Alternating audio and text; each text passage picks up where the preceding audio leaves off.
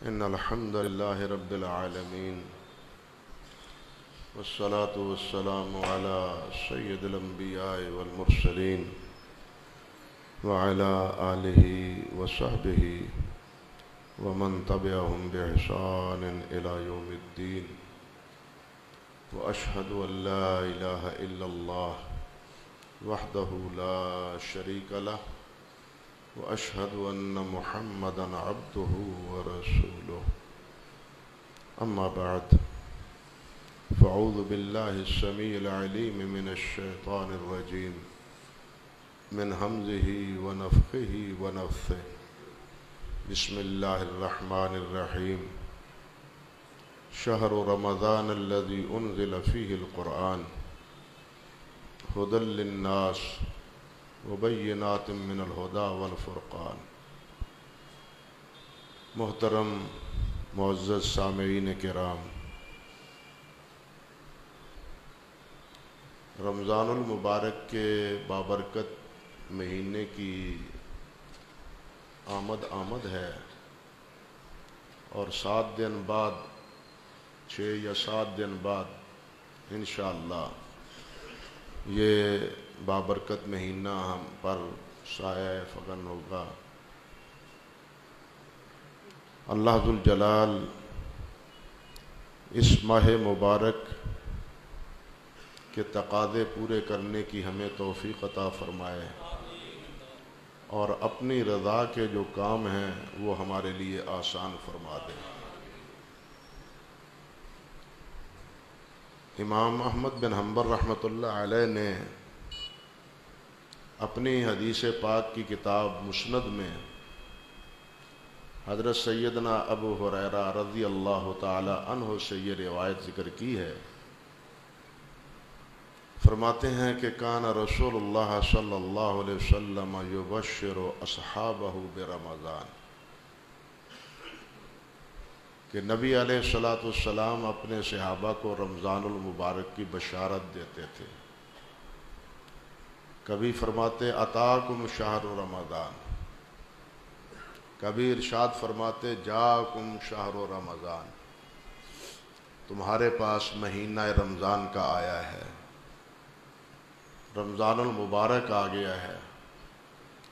ان الفاظ سے صحابہ کرام کو نبی علیہ السلام رمضان کی آمد کی مبارک دیتے تھے۔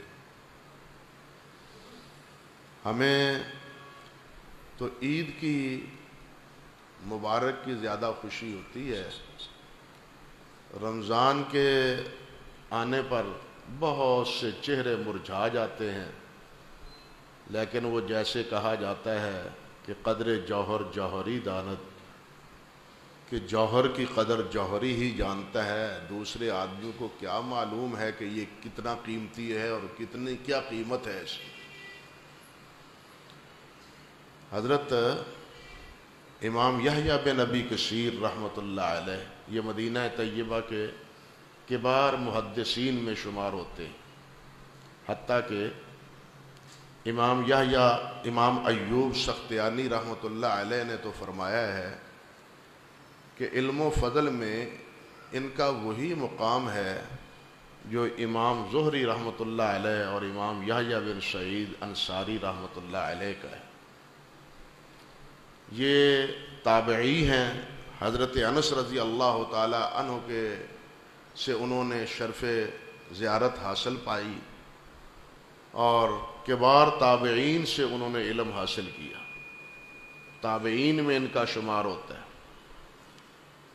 حضرت یحییٰ فرماتے ہیں رحمۃ اللہ علیہ کہ میں نے جن حضرات کو دیکھا ہے اور پایا ہے وہ لوگ کیا کہتے تھے، وہ دعائیں کرتے تھے، اللہم سلم الی رمضان، سلمنا الی رمضان، اللہ ہمیں صحت و سلامتی کے ساتھ رمضان المبارک تک لے چل، یعنی ہماری عمر اتنی فرما دے کہ ہمیں رمضان کی سعادت نصیب ہو جائے، اور ساتھ یہ بھی کہ اے اللہ ہمارے لیے رمضان کو صحیح سالم کر دے، اس میں بغیر کسی خوف و خطر کے اور بغیر کسی پشیمانی اور بغیر کسی مصیبت کے اللہ ہمیں یہ ماہ مبارک گزارنے کی توفیق عطا فرما۔ یہ نہیں، تابعین اعظام یہ دعائیں کیا کرتے تھے رمضان المبارک کی آمد سے پہلے، بلکہ امام معلّہ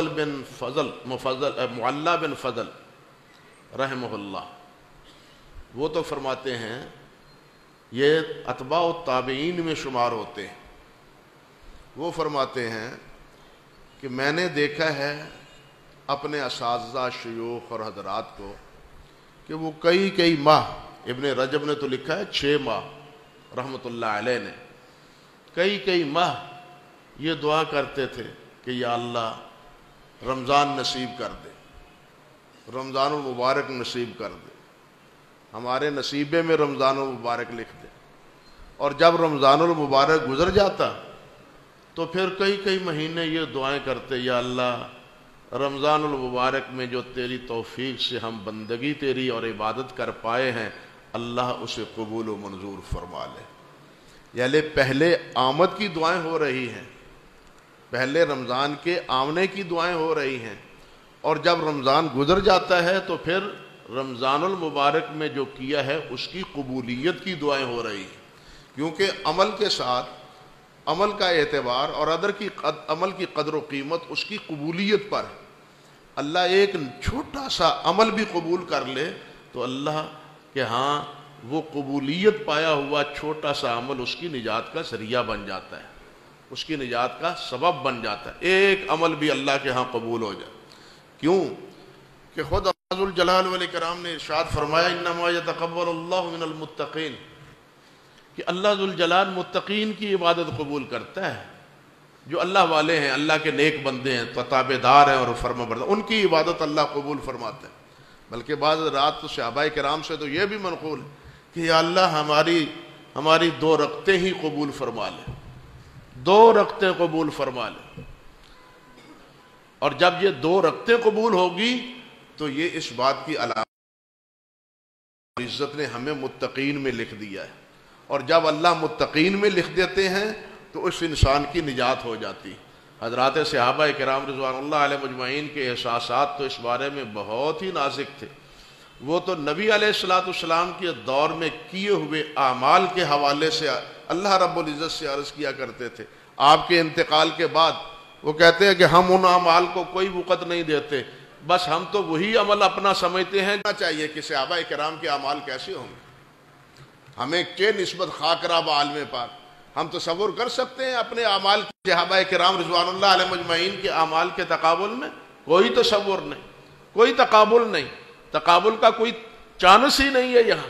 لیکن اس کے باوجود وہ کیا فرماتے تھے کہ جو نبی علیہ السلام کے بعد کے اعمال ہیں، یا اللہ ان میں ہم سے کوتاہیاں بھی ہوئیں، کمیاں بھی بہت سی ہوئیں، غلطیاں بھی ہم سے ہوئیں، یا اللہ ان اعمال کو، ان خطاؤں کا کفارہ بنا دے، اور ہمیں ان اعمال کا، اللہ کی جنت بہت مہنگی ہے۔ ایک حدیث میں آتا ہے نبی علیہ السلام نے ارشاد فرمایا کہ موضع صوت فی الجنہ خیر من الدنیا وما فیہا، جنت کی اتنی جگہ جتنی جگہ ایک لاٹھی رکھتے ہیں آپ، موضع صوت، ایک لکڑی، ایک لاٹھی سہارا لینے والی، اتنی جگہ جتنے آپ کی زمین گھیرتی ہے، آپ نے فرمایا اتنی جگہ جنت کی دنیا وما فیہا سے بہتر، جنت کی اتنی جگہ اتنی قیمتی ہے۔ تو کیا خیال ہے کہ یہ اتنی قیمتی جو ہے نا وہ ایسے ہی یہ اعلان کرنے کے لیے اللہ ذوالجلال والاکرام نے فرشتوں کی ڈیوٹی لگا رکھی۔ بعض حضرات کچھ منچلے ہوتے ہیں جن کو استہزاء زیادہ سوجتا ہے دین کے حوالے سے، وہ اطاعت اور فرم برداری کے جذبات سے وہ عاری ہوتے ہیں، وہ کہتے ہیں فرشتوں کی آوازوں سے کیا فائدہ، ہمیں تو کچھ نہیں پتہ چلتا، ہمیں تو کوئی سنائی نہیں دیتی ان کی آواز۔ لیکن صحیح بات، ایک معمولی سا دانہ یا ایک معمولی سی لکڑی جو خشک پڑی رہی ہے 1 سال تک، اس میں معمولی سی حیات کی، زندگی کی رمق ہوتی ہے، تو موسم بہار میں وہ بھی تر و تازہ ہو جاتی۔ وہ لکڑی بھی پھوٹ پڑتی ہے اور بیج بھی وہ جو ہے نا وہ اگ جاتے ہیں موسم بہار میں. بالکل یہی کیفیت ہمارے ایمان کی ہے. ہمارے ایمان جو سال بھر 11 بار مہینے نافرمانیوں میں، معصیتوں میں اور اللہ ذو الجلال اور اللہ کے پیارے پیغمبر علیہ الصلوۃ والسلام کی نافرمانیوں میں مبتلا رہتے ہیں، جب یہ موسم بہار آتا ہے تو جن میں ادنا سی بھی رمق موجود ہوتی ہے، اللہ سبحانہ و تعالیٰ اس کا میلان نیکیوں کی طرف، مساجد کی طرف، قرآن مجید کی تلاوت کی طرف، روزے کی طرف اور دوسرے امور خیر کی طرف کر دیتے. بلکہ رمضان المبارک ہی کے حوالے سے امام زہری رحمۃ اللہ علیہ کا یہ فرمان ہے، فرماتے ہیں کہ انما ہی لتلاوت القرآن اول اطعام الطعام، کہ یہ رمضان کس کے لیے ہے؟ یہ تو قرآن مجید کی تلاوت کے لیے، اور دوسرا یہ کس کے لیے ہے؟ یہ لوگوں کو، بھوکوں کو کھانا کھلانے کے لیے، فقیروں مسکینوں کو کھانا کھلانے کے لیے، اور دوسرا قرآن مجید کی تلاوت کے لیے. رمضان المبارک کی جتنی بھی برکت ہے وہ اس بنا پر ہے کہ اس بابرکت مہینے میں اللہ نے قرآن مجید کو نازل کیا ہے. اور یہ بھی ایک اتفاق ہے، جس طرح کہ حضرت واصلہ فرماتے ہیں رضی اللہ تعالیٰ عنہ، اور مسند امام محمد اور صحیح ابن حبان میں یہ حدیث پاک ہے کہ نبی علیہ الصلوۃ والسلام نے فرمایا کہ حضرت ابراہیم علیہ السلام پر اللہ ذو الجلال نے جو صحائف نازل کیے تھے وہ یکم رمضان کو کیے تھے، وہ یکم رمضان کو. حضرت موسیٰ علیہ السلام پر تورات جب نازل کی ہے تو وہ 6 رمضان تھی، اور جب عیسیٰ علیہ السلام کو اللہ ذو الجلال نے تورات دی ہے تو وہ 13 رمضان المبارک تھی. اور قرآن مجید اللہ ذو الجلال نے وہ بھی کب دیا ہے؟ انزل فیہ القرآن شہر رمضان ہی میں اللہ ذو الجلال نے اس رمضان میں ہی قرآن مجید کو نازل کیا ہے.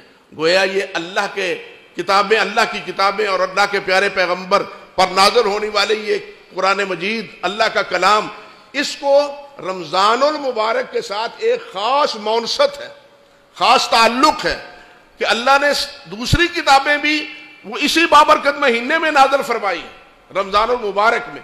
تو رمضان المبارک ہی کی ہمیں قدر کرنی چاہیے میرے بھائیوں. اس کو اپنے کاروبار میں، اپنے معاملات میں اور اپنے دیگر مصروفیات میں مصروف رہ کے باقی 11 مہینے کی طرح ضائع نہیں کرنا چاہیے. بلکہ میں عرض کروں گا کہ اگر باقی 11 مہینوں کی طرح ہم اس مہینے میں بھی اسی طرح اپنی مصروفیت باقی رکھیں جس طرح پہلے تھی، تو پھر گویا کہ ہم نے رمضان المبارک کو پایا ہی نہیں، ہم نے رمضان کی قدر و منزلت کا احساس ہی نہیں کیا. اگر ہمارے وہی لچھن، وہی کاروبار، وہی معاملات، وہی مصروفیت ہے تو پھر اس لیے مطلب یہ ہے کہ رمضان کا آنے کا کوئی فائدہ ہمیں حاصل نہیں ہوا.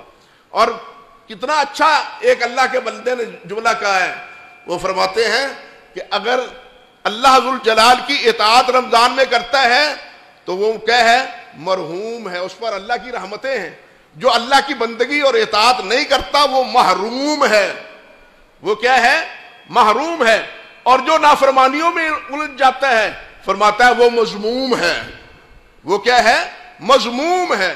ایک محروم ہے، ایک محروم ہے، ایک مذموم ہے.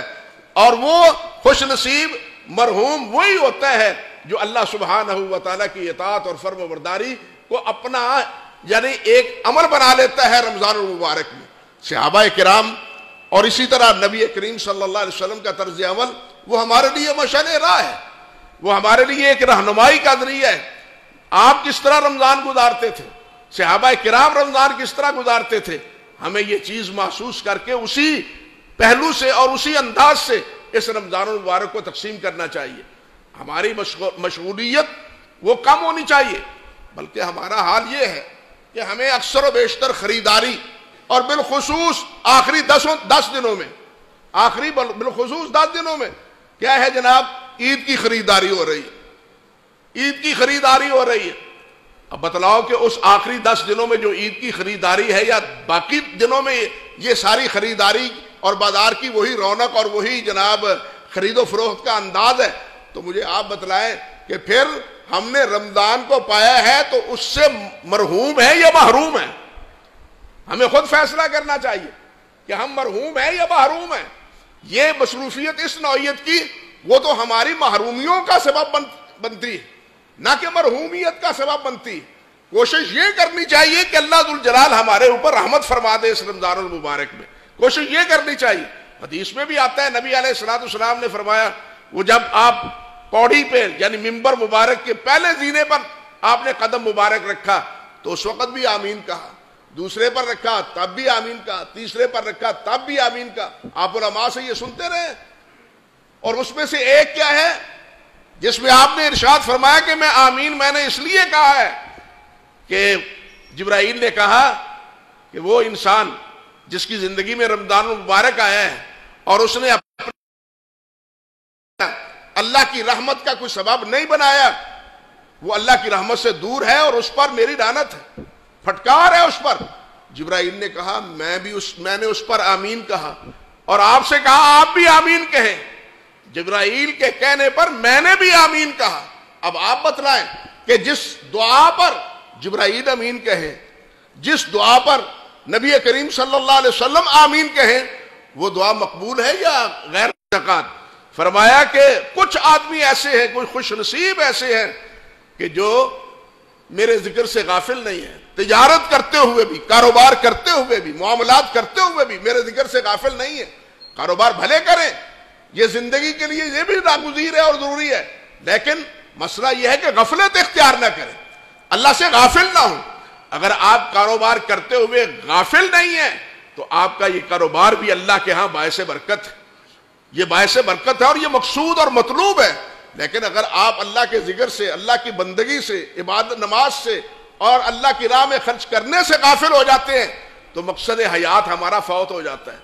تو پھر کیا ہے، مقصد حیات ہمارا بالکل فوت ہو جاتا ہے۔ اور ہمیں چاہیے میرے بھائیوں اسی لیے کہ ہم اپنے گھر کی جو ضروریات ہیں، آٹا ہے، دالیں ہیں، چینی ہے، یا اسی طرح مرچ مسالہ ہے، وہ رمضان کے آنے سے پہلے ہی گھر ذخیرہ کر دیں تاکہ بازار میں یہ چیزیں خریدنے کے لیے ہمارا وقت ضائع نہ ہو اور ہم اطمینان سے اہل خانہ ان چیزوں کو استعمال کریں، اور استعمال کر کے جناب ہم بھی فارغ وہ بھی فارغ۔ لیکن اگر ہم یہ ساری خریداری اور ساری ضرورتیں رمضان ہی میں پوری کریں گے تو پھر سوائے محرومیوں کے اور ہمارے دامن میں کچھ نہیں پڑے گا، سوائے محرومیوں کے اور کوئی چیز ہمارے دامن میں نہیں پڑے گی۔ رمضان المبارک میں سب سے زیادہ جس چیز کی ضرورت ہے وہ قرآن مجید کی تلاوت کی۔ شہر رمضان الذی انزل فیہ القرآن، جس میں اللہ نے قرآن نازل کیا۔ نبی علیہ الصلوۃ والسلام جتنا قرآن مجید پڑھتے تھے رمضان المبارک میں، یا صحابہ کرام پڑھتے تھے یا ہمارے ائمہ اسلاف پڑھتے تھے، آج تو اس کا کوئی تصور ہی نہیں ہے، آج اس کا کوئی تصور نہیں۔ لیکن میرے بھائیوں، ہمیں جتنا کچھ بھی ہو سکتا ہے قرآن مجید سے اپنا لو لگانا چاہیے، اس سے اپنا تعلق، اپنی وابستگی وہ مضبوط سے مضبوط تر کرنی چاہیے، پڑھنے کے اعتبار سے بھی، تلاوت کرنے کے اعتبار سے اور سمجھنے کے اعتبار سے بھی، اور اس پر عمل کرنے کے اعتبار سے بھی۔ اللہ ذوالجلال والاکرام ہمیں اپنے پاک کلام پر عمل کرنے کی توفیق عطا فرمائے۔ مختصر وقت میں میں انہی باتوں پر اکتفا کرتا ہوں، ورنہ اس حوالے سے بہت سی باتیں ہیں جو کہی جا سکتی ہیں۔ اللہ سبحانہ و تعالی ہمیں قرآن رمضان المبارک کا قدردان بنائے، ناقدروں میں سے ہمیں نہ لکھے، رمضان کے ناقدروں میں سے ہمیں نہ لکھے، بلکہ قدردان اللہ ذوالجلال ہمیں رمضان المبارک کا بنائے۔ اور اس کا تقاضا یہی ہے کہ ہم رمضان المبارک میں ان اعمال